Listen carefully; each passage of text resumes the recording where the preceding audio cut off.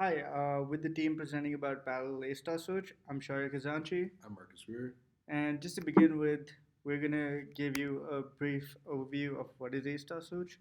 And so basically, A-star search is a search that you want to use while making a more informed search. It's almost like Dijkstra's, except it has an additional heuristic to it. So an example that I like to use is, for example, if we're in Pittsburgh right now and we want to go to New York, we might see that the roads to New York are actually, you know, very hilly. Very hilly, while the roads to Virginia, for example, might be much smoother. And so, if we were to just base it on that, like the weighted edges, we would assume that going to Virginia makes more sense at any particular time because the roads are smoother. But actually, the fact is that you're moving away further from New York. So you need a sort of heuristic that tells you how far away you are from the destination. And that is basically what the A star search is. It not only has the the cost to go, but also the cost to come, and that is something you have to account for at every single node. And this factor, is this sort of search is very useful in planning, scheduling, pathfinding, lots of uses in traditional AI that we're going to talk about later. But before we get to like the perks of sequential A star, we also have to discuss about two concepts that are key. And basically, if we can assure consistency and admissibility for a heuristic, then we can both guarantee that the first path that we detect in a sequential A star search is going to be the shortest path. And this is because what admissibility states is that your heuristic never overestimates the cost of getting to the goal. So the length of the shortest path from a node is always going to be less than greater than equal to the heuristic that you've made. And then consistency basically states that if you're going in the direction of something that your heuristic has determined was was the least cost, then going in another neighboring vertex is also going to be closer in terms of the heuristic, is going to be less costing according to the heuristic. So that's a consistent heuristic. And now in a sequential A star search, since all the nodes that we're going to be approaching are going to be in a sequential order, we can guarantee that the first path will be the shortest path.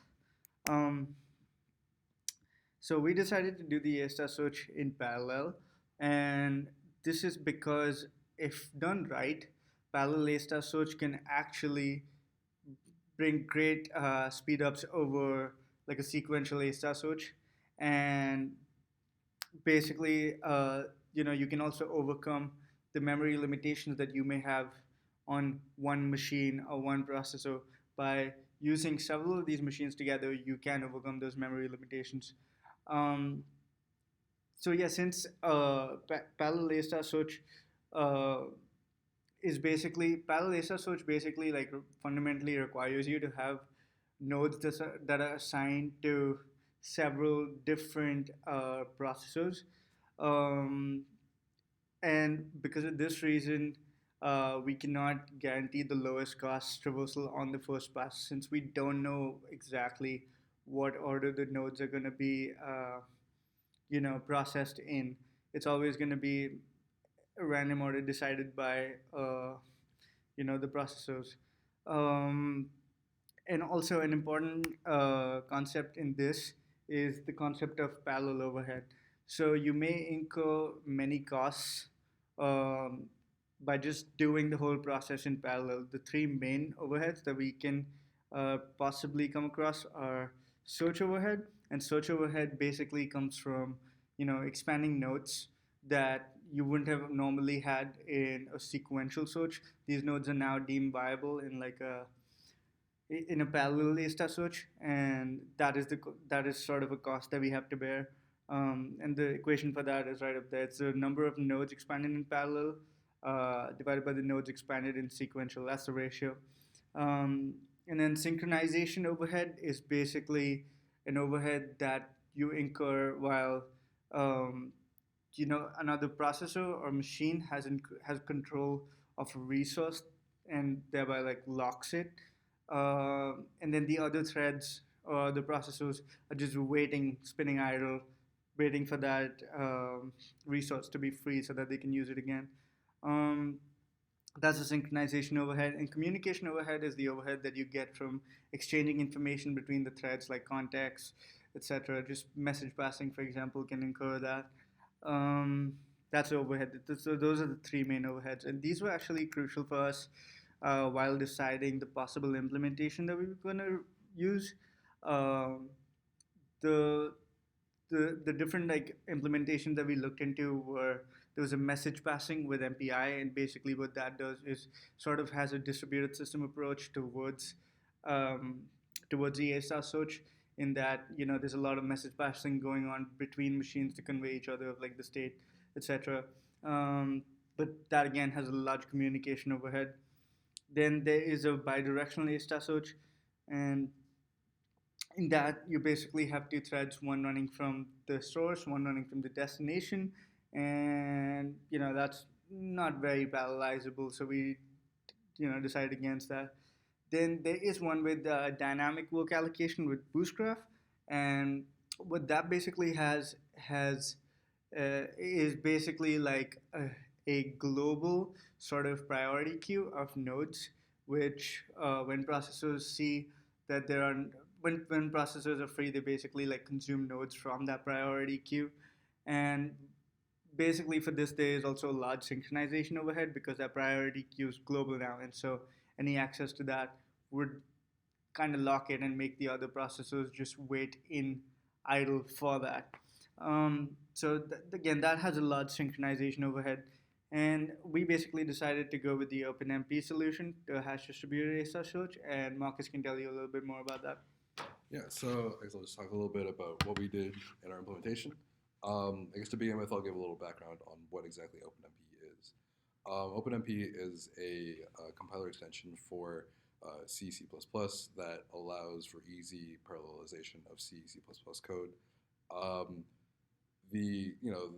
basically at the core of OpenMP is the concept of the Pragma compiler directive, the shared compiler directive, and the private compiler directive. Um, the Pragma compiler directive sort of just says, okay, during this block of code, you should, this should be spawned using a predetermined number of threads, or I mean, this should be executed using a predetermined number of threads. Each of them will have a certain concept of this block of code. The shared Pragma directive or compiler directive says that this data here should be seen by all the threads that have been spawned, and then the private one says that okay, this belongs solely to individual threads that have been spawned. So the one of the main reasons why we use OpenMP is for this idea of static work allocation. Different, which contrasts with our concept with what we were working with for Boostgraph, where rather than assigning nodes to processors as they ran out of work, we decided, okay, well, maybe we should predetermine which nodes should belong to which processors. So then, whenever that node has been added to a work list, it should be expanded by that processor. That way, we could sort of that way we could make more fine grained blocks and deal with less synchronization issues. Um, so then I guess I'll talk a little bit more about the data structures that we actually used in order to facilitate this parallelism. The first one is sort of it's a private open set. It's not quite exactly private. It's more of a set of open sets. Each open set individually belonging to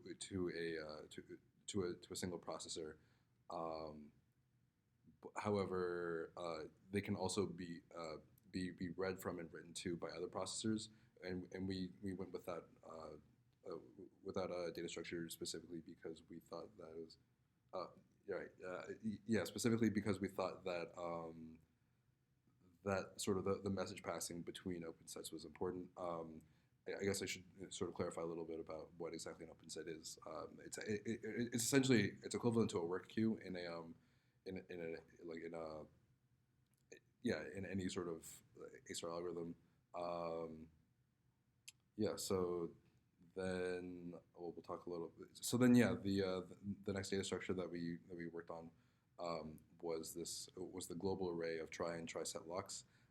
That was, you know, that allowed us to sort of manage our synchronization issues even further, because that way we would know when one thread was trying to edit another thread's or I mean a certain node's parent or its minimum distance, or another thread's open set or work queue. So that allowed us to sort of manage who was dealing with those issues, and who was editing those data structures, so that we could uh, just have fewer race conditions. And then finally, an important data structure that we used was the distributed termination detection. Which is essentially a bit vector of flags, one flag for each processor, that allowed the that essentially allowed all the processors to know when the whole set had when the whole program had finished running. We This was very important because of the loss of admissibility and consistency in the parallel algorithm. Because we couldn't accurately detect when we actually completed the execution of the algorithm, we had to know. We could run into situations where one processor had run out of work temporarily, but might be receiving work in the future. Um, so it was important for us to know when all nodes had been fully executed on, and then we could stop. So we had to make a way for all processors to know when all processors were done, and sort of, and that bit vector was a global bit vector that allowed that to happen. Yeah, so I'll talk a little bit about the challenges that we faced in this implementation. The first one, obviously, considering that we were working with parallel computing, was race conditions. Uh, yeah, so for I mean, we solved that problem largely by managing it by managing data structures with locks, um, yeah, and things like that. It's pretty straightforward. And then the next problem that we faced was bottlenecks. Like, as we were trying to speed up, or to achieve maximum speed ups, we had to consider, okay, well, what areas of our code are are in critical sections, and by Amdahl's law, we had to think about, okay, well, how do we minimize sort of the time spent in those critical sections, so that we could achieve achieve speed ups that are linear, and things like that. Um, yeah. For example, the part the part of the code where we were passing work from one processor to another, that was a critical section, and by minimizing the amount of work being done in that critical section, and by making it as lean as possible, we were able to achieve um, greater speedups. So yeah, I guess we'll talk a little bit more about the limitations that we faced, that we're facing now, I guess. Um, the first one is the path reconstruction of the algorithm, the step of the algorithm, which is it's sort of at the tail end of the algorithm. It's once you've already found the path, how do you identify what that path is? Um, that we're doing in serial. We're thinking we could probably uh, we could probably minimize the amount of time spent in that by extracting parallelism in that step of the algorithm.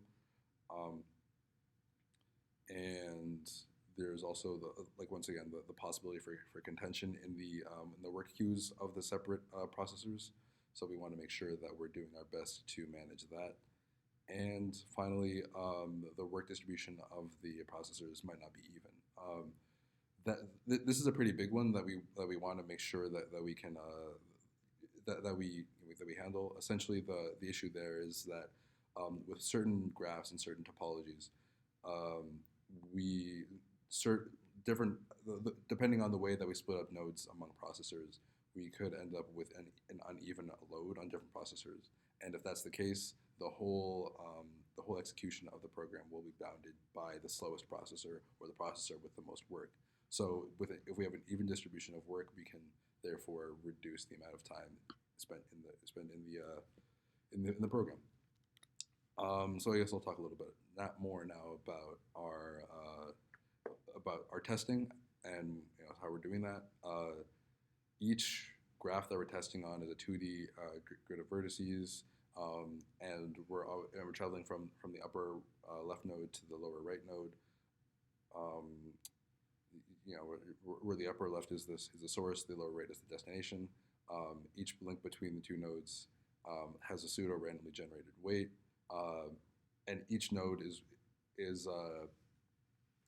linked to its neighbors, its up, down, left, right, and also its diagonal neighbors as well. We're trying on graphs with 9, 25, and I think up to 1,600 nodes, and we're executing on 1 to 8 processors in parallel, and yeah, that's more or less that. And I guess you can see a little bit of our results that we have here. It's as you can see, there's a little spike here in our processor, in our program where we're running on 900 nodes. Yeah, we're running on 900 nodes with 2 threads. It's actually super linear. It's more than twice the amount of speed up on 2 processors, which is what you would expect. So we're thinking that the situation there is most likely having to do with at that point the amount of work can be fit into one cache or into one cache line. So then, because we're getting more and more cache hits, and because we're only executing on 2 processors, we're not thrashing the caches often. So that's likely what's going on there. And as you can see, in certain areas, we are achieving pretty much solid speed up across the board for these executions. Some of them, I guess, dip below, below 1 time speed up, but for the most part, we're doing pretty well there. Yeah, and thank you. That's it.